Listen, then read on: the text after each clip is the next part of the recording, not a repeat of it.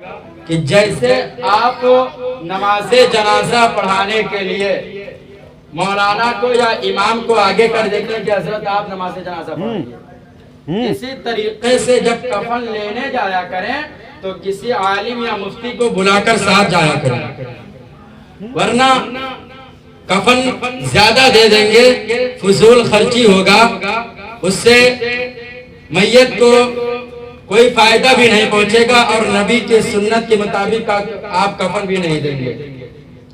تو اس سے ضروری ہے کہ آپ علم دین کو سیکھیں اور اپنے علماء سے ضرور پوچھیں کہ حضرت مطلب کیا ہے کہ ہم کتنا کپڑا کفن دیں اور کیسے میت کو نہلائیں، نماز کیسے پڑھیں، وضو کا طریقہ ہم کیسے جانیں۔ ورنہ وہ بات ذہن میں رکھیے شعر کہ جب علم ہی نہیں تو عمل کیا ہوگا، جس بیاباں میں شجر ہی نہیں تو پھل کیا ہوگا۔ اتنے بڑے بڑے نوجوان اکٹھا کٹھا ہو گئے ہیں، دنیا کی ہر کام سیکھ لیے، لیکن اگر پوچھ لو ابھی صحیح سے کہ وضو کا طریقہ کیا ہے، وضو میں کتنے فرائض ہیں، حضرت ہم جانتے ہی نہیں، حضرت ہم جانتے ہی نہیں۔ میرے پیارے یاد رکھو، میں نے ابھی بتایا کہ یہ زندگی چند دن کی ہے، اس دنیا سے آپ کو جانا ہے، موت کا کڑوا کڑوا گھونٹ آپ کو پینا ہے، جہنم قبر میں بھی آپ کو جانا ہے، اور اگر اللہ اکبر ایسا نہ ہو کہ ہم اور آپ جہنم کے اگر مستحق ہو جائیں تو زندگی جینا ہی بیکار ہے، زندگی جینا ہی بیکار ہے۔ اس لیے میرے پیارے علم دین سب سے پہلے سیکھو اور نماز کی سب سے زیادہ پابندی کرو۔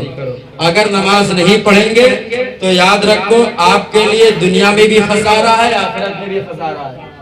آج یہ چھوٹے چھوٹے بچوں کو دیکھو، موبائل ہاتھ میں لے کر کے یہ نماز کا طریقہ تو نہیں جانتے ہیں، لیکن ان سے پوچھو کہ یوٹیوب کیسے چلایا جاتا ہے، فوراً بتا دیں گے۔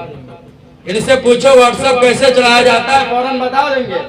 ان سے پوچھو فیس بک کیسے چلایا جاتا ہے، فوراً بتا دیں گے، لیکن نماز کا طریقہ اگر پوچھا جائے تو نہیں بتا پاتے، وضو کا طریقہ پوچھا جائے تو نہیں بتا پاتے ہیں۔ میری مائیں اور بہنیں بھی سوچتی ہیں کہ صرف نماز مردوں ہی پر فرض ہے۔ یاد رکھو، جس طریقے سے نماز مردوں پر فرض ہے اسی طریقے سے عورتوں پر بھی فرض ہے۔ کچھ ایسے وقت ہیں جن میں عورتوں پر نماز معاف ہے، اس کے علاوہ عورتوں پر بھی نماز فرض کی گئی ہے، اور اگر آپ نماز نہیں پڑھیں گے تو آپ بھی جہنم کے مستحق ہوں گے۔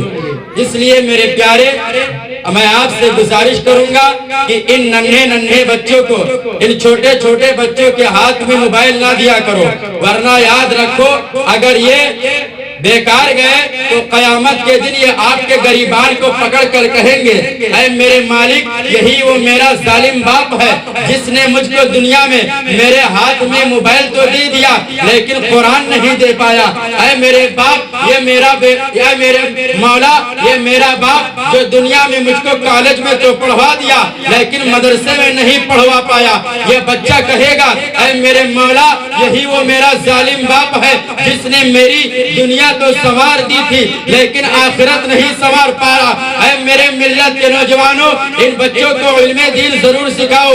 اگر یہ بگڑ گئے تو یاد رکھو یہ جوان ہونے پر یہ بگڑتے نظر آئیں گے۔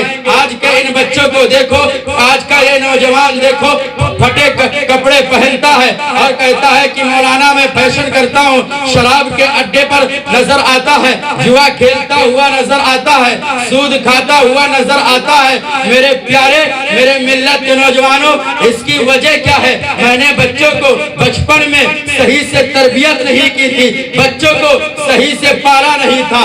ارے وہ بچے جوان ہونے پر ہیرو ہیروئن کے غلام نہیں ہوں گے تو کیا صحابہ کرام کے غلام ہوں گے؟ نہیں ملت کے نوجوانوں، آپ کو بچوں کی تربیت کرنی ہوگی۔ کیسے تربیت کرنی ہوگی؟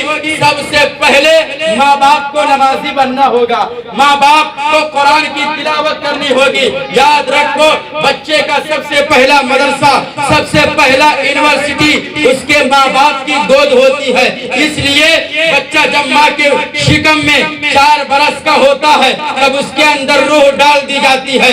اب ماں باپ جو حرکت کریں گے بچہ اس کو پہچانے گا. اب ماں اگر گانے سنے گی بچہ اس کو بھی پہچانے گا. ماں اگر فلم دیکھے گی بچہ اس کو بھی پہچانے گا. ماں اگر گالی دے گی بچہ اس کو بھی پہچانے گا. میرے پیارے وہ غوث اعظم کیسے تھے جنہوں نے اپنے ماں کے شکم ہی میں رہ کر 18 پارے حفظ کر لیے تھے. آج کے ان عورتوں کے جیسا جو موبائل میں گندے گندے مناظر دیکھتی ہے, جو موبائل میں گانے سنتی ہے, جو موبائل میں فلم دیکھتی ہے اور سپنا دیکھتی ہے کہ میرا بیٹا حافظ قرآن بن جائے. نہیں, مجھے ایک بات بتاؤ, جس کی بنیاد کمزور ہو یہ مکان بنائی گئی تھی, اگر اس کی بنیاد کمزور ہوتی تو یہ چھت ٹکتا نہیں, گر جاتا, یہ ٹوٹ جاتا. اسی طریقے سے ماں باپ ایک بنیاد ہوتے ہیں.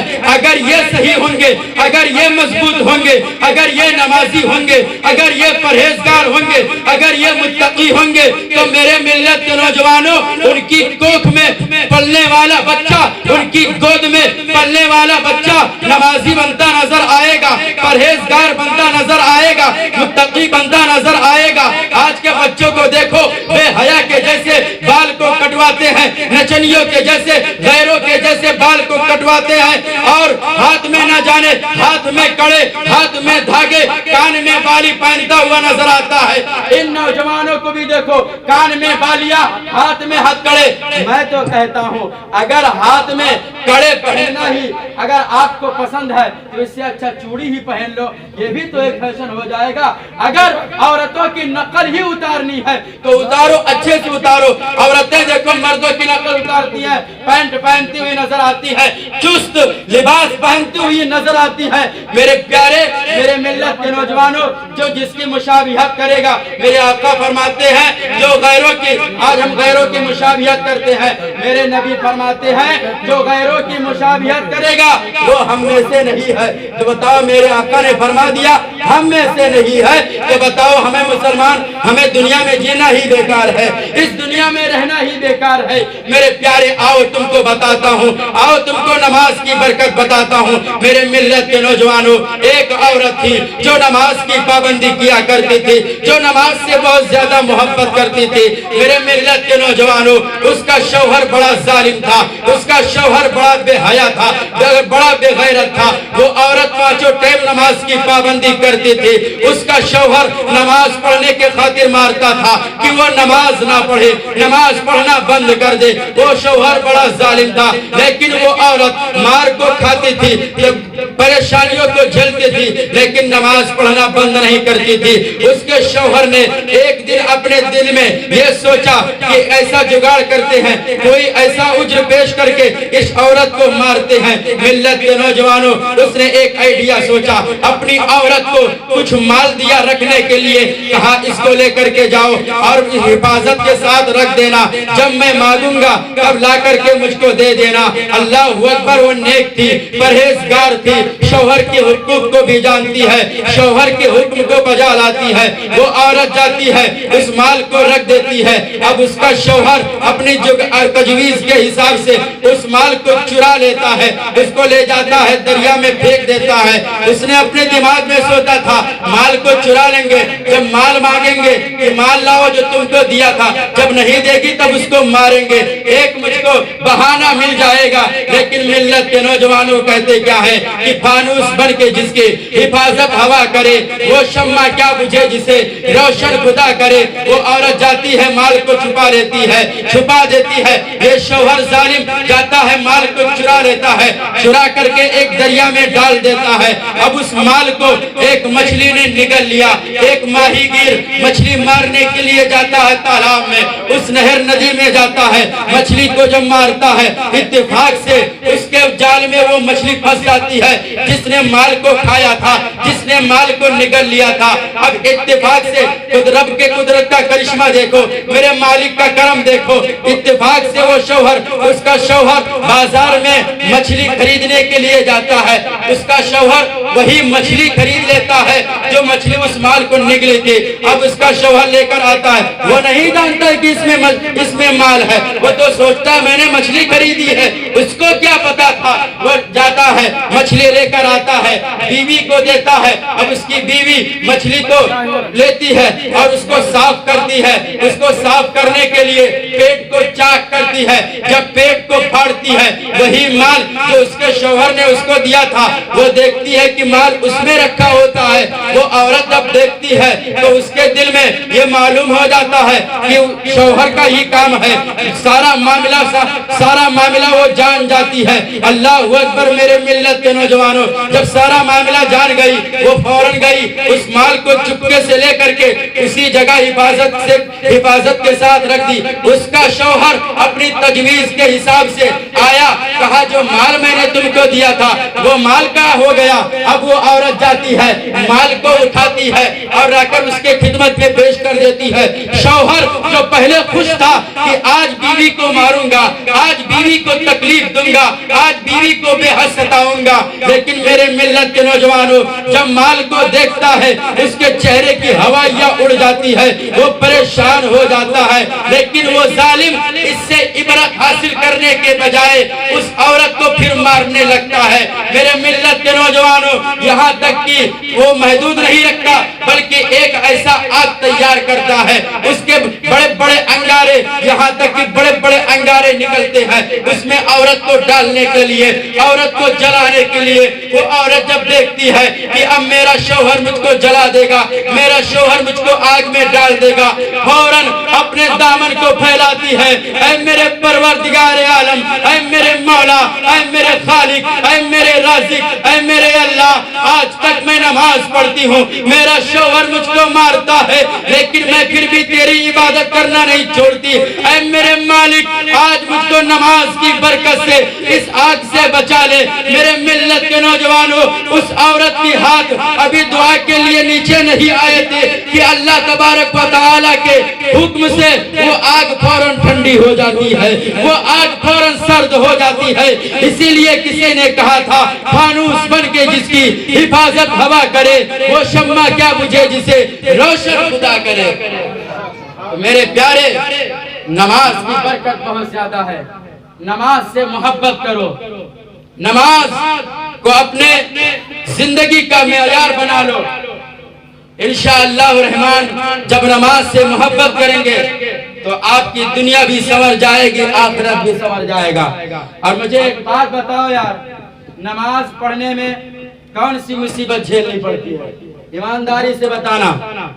کوئی پھاوڑا چلانا پڑتا ہے، کوئی پسینہ بہانا پڑتا ہے، بلکہ کتنا اچھا ہے کہ انسان چاہے جیسا ہو، پاک و صاف ہو اور آئے مسجد میں وضو کرے، اپنے ہاتھ کو دھلے، منہ کو دھلے، مسح کرے، پیر کو دھلے، کلی کرے، ناک میں پانی ڈالے، ناک کو صاف کرے اور اس کے بعد میں جائے اللہ کی بارگاہ میں سجدے کرے۔ کتنا اچھا ہے کہ نہیں اچھا ہے؟ لیکن یہ چیز ہم چھوڑ کر کے بس دنیا میں مست ہو گئے، اور دنیا میں جب مست ہو گئے ہو تو یاد رکھو آپ کو برباد ہونے سے کوئی نہیں بچا سکتا۔ بوڑھے لوگ ہو گئے لیکن چہرے پر داڑھی نہیں ہے، نبی کی سنت ہے ہی نہیں۔ آج تو اگر کہیں بازار میں چلے جاؤ یا اسٹیشن پہ چلے جاؤ تو مسلمان کو پہچان ہی نہیں ملتا ہے کہ یہ مسلمان ہے یا غیر مسلمان ہے، پہچان ہی نہیں ملتا ہے۔ جیسے تم ویسے غیر، تو اس لیے اپنے چہرے پر نبی کی سنت سجانا چاہیے۔ اچھا مجھے آپ بتاؤ، اس محفل کو آپ سجائے ہو، اس میں سے کون یہ چاہتا ہے کہ اس کے ذریعے سے نبی کو تکلیف ہو؟ کون چاہتا ہے؟ جو نہیں چاہتا وہ ذرا اپنے ہاتھ کو اٹھائے۔ جو نہیں چاہتا کہ ہمارے وجہ سے حضور کو تکلیف ہو، ذرا ہاتھ کو اٹھا دے تاکہ میں جانوں کہ ہاں وہ نہیں چاہتا ہے کہ ہماری وجہ سے حضور کو تکلیف ہو۔ ہاتھ اٹھانے میں بھی شرم آتی ہے، بتاؤ کہ مولانا کہ کچھ نہیں کر دیں گے، ایسا ہاتھ اٹھانے سے کیا چلا جائے گا؟ پہلی مرتبہ ایسا پروگرام میں نے کیا ہے، اتنے سرد اتنے ٹھنڈے لوگ یہاں پہ ہیں، پہلی مرتبہ۔ کون نہیں چاہتا؟ اس میں سے کوئی چاہتا ہے؟ جو نہیں چاہتا ہے ذرا ہاتھ کو اٹھائے تاکہ میں جانوں۔ دیکھو یہ دیکھو، ہاتھ کو اٹھانے کے لیے، ارے یار مسلمان ہو، اس کو بند کرو، اس کو بند کرو، بند کر دو، बंद करो वीडियो बनाना। मुसलमान हो, बताओ शर्म नहीं आती है? हाँ? और दाढ़ी भी कितना अजीब चीज है हजरत, कि कभी भी औरत के चेहरे पर नहीं निकलती, कि निकलती है? कभी भी नहीं निकलती है, हमेशा मर्द ही के चेहरे पे निकलती है। लेकिन ये कैसा मर्द है, हमेशा दाढ़ी निकलती है कि तुम मर्द है, लेकिन ये कहता नहीं मैं मर्द कहाँ हूँ, फौरन हज्जाम के यहाँ जाएगा, दाढ़ी को छिलवा करके दाढ़ी को चिकना कर देगा, फिर दाढ़ी निकलेगी। अरे तुम मर्द है, क्यों छिलवा रहा है बार बार? फिर नाई क्या पहुंचेगा, अरे यार मैं तो औरत हूँ, फिर दाढ़ी को छिलवा करके चिकना कर देगा, औरतों के जैसा अपने चेहरे को बना लेगा। अरे ये इंसान जो बता नबी के नाम पर, नबी के खातिर अपने हाथ को नहीं उठा सकता, बताओ मिल्लत के नौजवानों, वो नबी के खातिर अपनी गर्दन को कैसे कटवा सकता है? वो नबी के खातिर बताओ अपने आप अपनी जान को कैसे उठा सकता है? वो पहले के दौर कैसा था, वो पहले के लोग कैसे थे जो नबी के खातिर अपनी जान लुटाने के लिए तैयार थे, नबी के खातिर अपनी जिस्म की तमाम परेशानियां झेलने के लिए तैयार थे। आओ मैं तुमको अब बताता चलूं ये इस्लाम कैसे फैला है। आज तू थोड़ी सी मुसीबत नहीं झेल पाता, आज तू हाथ उठाने में हिचकिचाता है, आओ मैं तुझको बताता हूँ पहले के मुसलमान कितनी मुसीबत झेले। आज तेरे ऐसा लगता है कि मैं कब्रिस्तान में तकरीर कर रहा हूँ, देखो मुझे ऐसे जबान है ही नहीं है। आज तुझको मैं बताता हूँ इस्लाम कैसे फैला है। इस इस्लाम को फैलाने में मेरे बुजुर्गादे दीन ने बड़ी परेशानियां झेली है, बड़ी मुसीबतें झेली है। इस इस्लाम को फैलाने के खातिर मेरे सैयदे सालार मसूद गाजी ने अपनी गर्दन को कटवा दिया था। इस दीन को फैलाने के खातिर सरकार हुजूर गौसे आजम ने न जाने कितने साल सिर्फ प्यासे ही रह करके अल्लाह की इबादत किया। इस दीन को फैलाने के खातिर मेरे आका हसन हुसैन ने अपनी गर्दन को कटवा दिया, यहाँ तक कि तेरे खातिर 6 माह के अली असगर को भी नहीं छोड़ा, कुर्बान कर दिया तेरे खातिर। आज तू नबी के नाम पर हाथ उठाने से कतराता है, शर्म आनी चाहिए तुझको। अल्लाह अकबर। वो आका हुसैन 3 दिन का भूखा प्यासा था, अपने बच्चों को कुर्बान कर दिया, जवान बेटे को तेरे खातिर नहीं छोड़ा, कुर्बान कर दिया, अपने भतीजे को तेरे खातिर नहीं छोड़ा, कुर्बान कर दिया, 6 माह के बच्चे को नहीं छोड़ा, कुर्बान कर दिया। और जमाने को बता दिया, यजीदियों को बता दिया, ऐ लोगों अगरचे मैं जान तो दे सकता हूँ लेकिन नबी का दिया हुआ ईमान नहीं दे सकता हूँ। और एक शायर कहता है दिया था जो नबी ने वो इनाम बच गया, अल्लाह के रसूल का फरमान बच गया। नेज़े पे कह रहा था यही सर हुसैन का, सर कट गया तो क्या हुआ, इस्लाम बच गया। दोस्तों अगर आप नाज़ शरीफ सुनना पसंद करते हैं तो हमारे चैनल को सब्सक्राइब कर लीजिए, बड़ी मेहरबानी होगी।